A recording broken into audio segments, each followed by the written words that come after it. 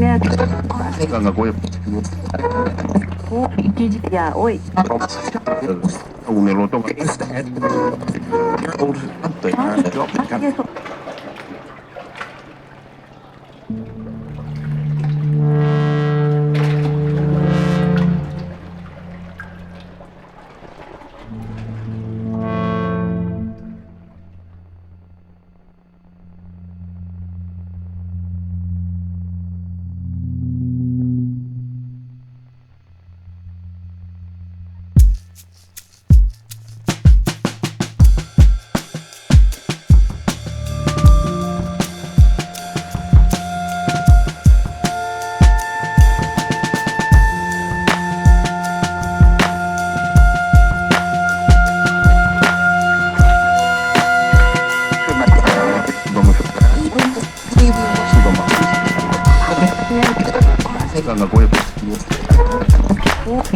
Ya, oi. una loto gak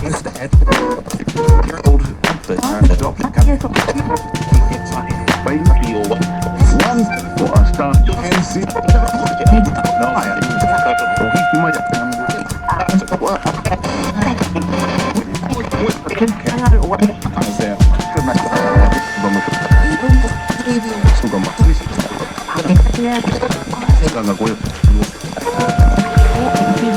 Ya, oi. una loto Ya, oi. una loto gak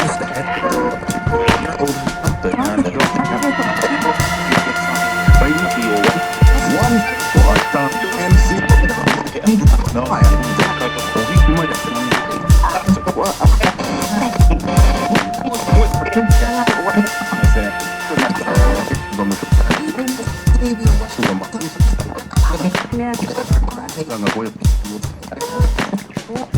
Ya, oi. una loto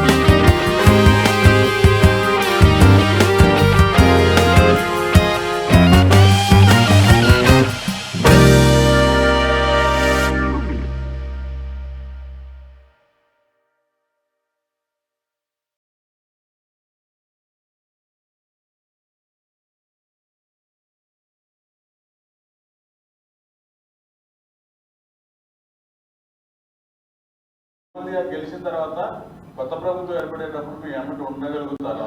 ఎంతమంది ఉంటారు? తప్పకుండా. చాలా మంచి question అడిగావు పెద్దన్న. 2 సార్లు దెబ్బతిన్నాను నేను. 2014లో దెబ్బతిన్నాను, 2018లో దెబ్బతిన్నాను. ఈసారి అప్పుడు జరిగిన తప్పులనైతే సరిదిద్దుకుంటాను నేను, నా మిత్రులనైతే అనుకుంటున్నాను. ఒకటైతే నిజం, ఈ కల్వకుంట్ల చంద్రశేఖరరావు గారు ఒకరు అంటుంటారు ఎప్పుడు, మహారాష్ట్రలో ఏకనాథ్ షిండే అని.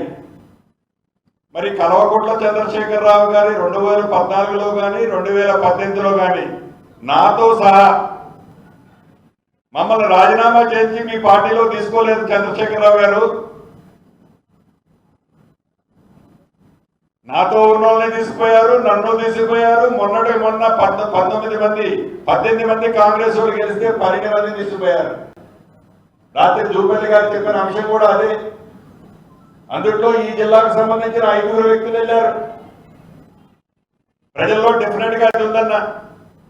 ఈ 5 కాదు, ఎవరైతే 12 మంది పార్టీ మారారో మారిన వాళ్ళ మధ్యకు ప్రజల్లో ఒక ఆలోచన అయితే చాలా క్లారిటీ కనిపిస్తుంది గ్రౌండ్కి వెళ్ళినప్పుడు.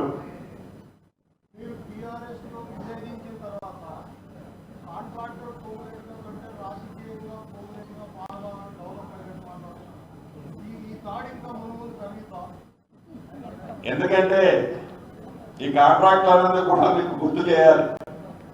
మంచి సందర్భం కాబట్టి మళ్ళీ ఆడ మిస్ అవుతాను. మంచి గుర్తు చేశారు.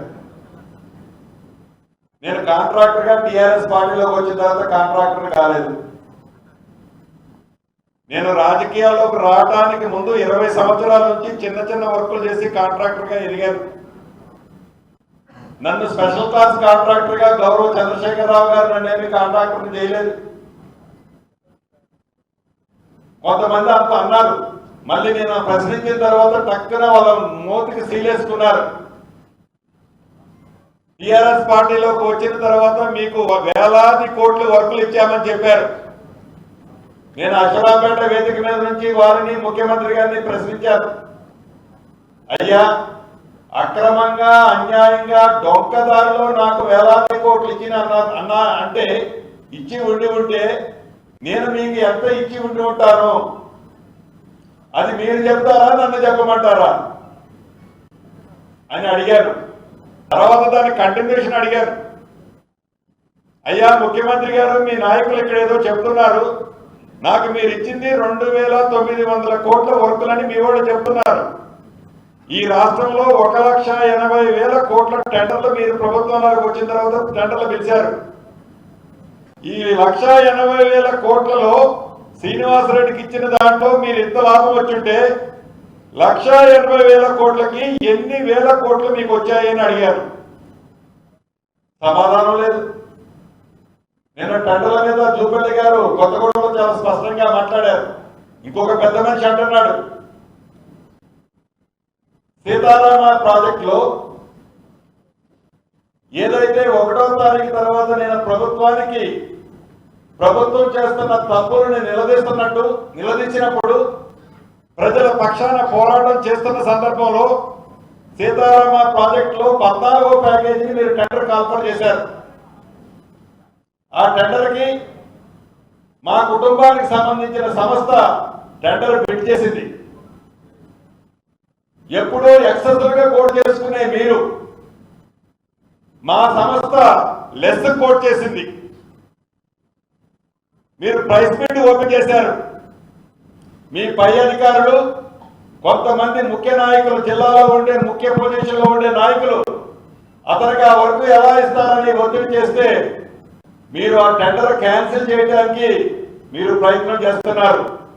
మీ చిత్తశుద్ధి ఏంటి, మీ నిజాయితీ ఏంటి, మీ కమిషన్లు ఏంటి, మీ టెండర్లు ఏంటి అనేది ఇవాళ ప్రజాప్రతినిధులుగా ఉన్న మీరు కొత్తగా కాంట్రాక్ట్లోకి వచ్చిన వాళ్ళు పుస్తకం తెలిసిన తర్వాత సందర్భం వచ్చినప్పుడు ప్రతి పేజీని మీ కాంట్రాక్టులకు సంబంధించిన లావాదేవీలు ప్రతి పేజీని ప్రజలకు తీసి చూపిస్తా. ప్రజలకు తీసి చూపిస్తా. ప్రజాక్షేత్రంలో ప్రజా కోర్టులో మీరు కాంట్రాక్టర్లు ఎప్పుడయ్యారు, ఎలా అయ్యారు, ఎలా దౌర్జన్యం చేస్తున్నారు, అధికార పార్టీని ఉపయోగించి ఎలా కొల్లగొడుతున్నారో కూడా విత్ ఎంపులతో డాక్యుమెంటేషన్ ఇస్తా.